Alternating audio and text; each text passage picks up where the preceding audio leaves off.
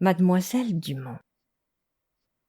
Mademoiselle Dumont sourit avec nostalgie, tandis que tu prends la parole en versant l'eau dans la théière qui déjà recèle les feuilles de thé.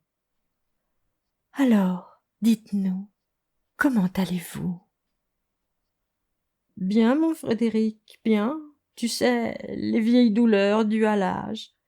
Et il y a cette oreille droite qui me prive des notes aiguës de la musique. Je n'entends plus Mozart comme avant. Bon, tout cela n'est pas grave. De l'arthrose dans les mains surtout. Elles sont déformées et vilaines, tu vois. Tu prends de nouveau les mains de ton professeur dans les tiennes. Pour moi, ce seront toujours les plus belles. Elles ont accompagné mon sommeil d'enfant tous les soirs quand maman m'avait couché. Elles m'ont appris à mettre mes doigts sur les touches, à m'écouter, à progresser, à jouer enfin assez bien. Elles m'ont tout appris, vos belles mains. Je me souviens si bien de tes premières leçons. Tu étais si petit et si doué, docile. Tu aimais tant faire sonner mon crapaud. Tu apprenais vite. Tu as su lire la musique avant de savoir lire les mots. Et puis plus tard, beaucoup plus tard, tu venais me montrer les morceaux difficiles que tu travaillais avec d'autres. Oh oui, le vieux concertiste de vos amis chez qui vous m'aviez envoyé pour suivre mes cours, car vous l'estimiez plus compétent que vous. Excentrique, mais si gentil lui aussi. Mademoiselle Dumont, qui t'écoutait parler avec tant de plaisir, baisse les yeux et éteint son sourire. Il nous a quittés il y a 3 semaines.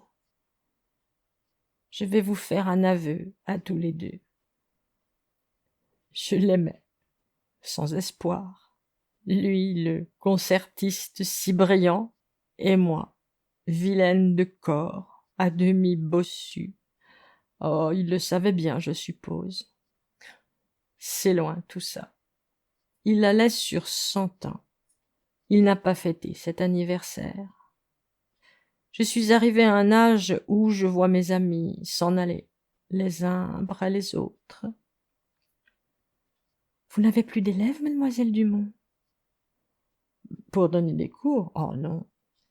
Certains comme toi viennent me voir de temps à autre, prennent des nouvelles, me donnent des leurs.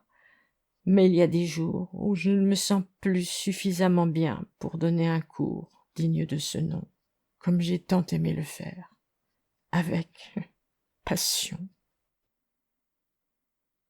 Pendant que je sers le thé et découpe le gâteau, mademoiselle Dumont regarde son piano avec tendresse. Maman ne vous entend plus jouer depuis quelque temps. Ça lui manque.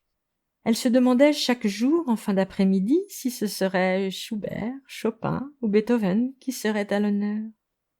Oh non, vois-tu, j'ai refermé mon vieux crapaud, comme tu aimais à dire. J'ai les mains qui ne marchent plus comme je voudrais.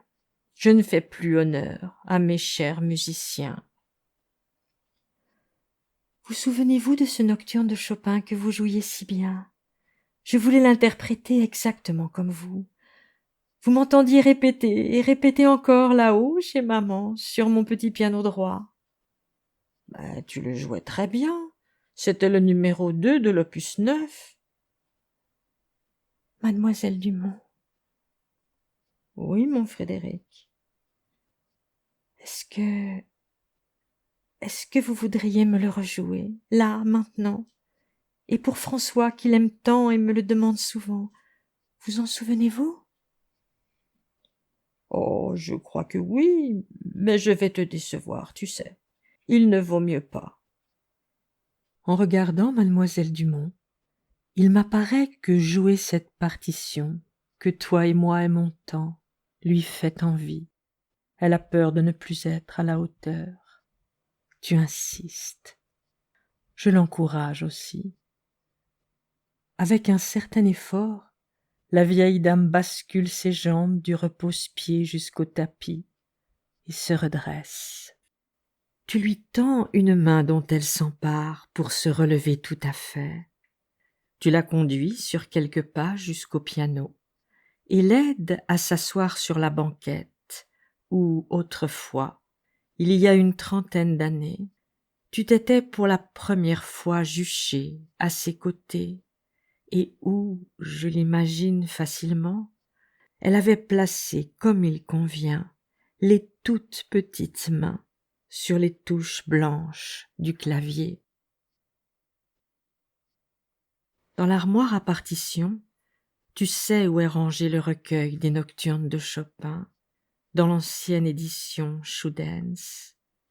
Tu l'ouvres à la page du nocturne numéro 2 et le places sur le pupitre du piano. Mademoiselle Dumont pose ses mains aux veines saillantes et bleutées sur le clavier pour élever les premières notes qui déjà nous enchantent. Tu es debout, prêt à tourner la page de la partition, ce qui n'est pas nécessaire. Elle joue, les yeux à demi fermés sur les souvenirs des notes à son esprit et au bout de ses mains. Elle joue comme autrefois, sans en arrêt ni une hésitation, déroulant les sons qui nous émerveillent, de ses doigts noueux, redevenus souples et agiles, redonnant pour nous toute la grâce de cette musique, cet instant de grâce. Je devine la surprise et le bonheur de Marlène du haut de son 7e étage, les yeux rivés sur sa couture et tout à coup montant jusqu'à elle et pour elle aussi, la sérénité de ce nocturne si souvent entendu et l'espoir retrouvé que mademoiselle Dumont refera vivre son piano chaque jour en fin d'après-midi.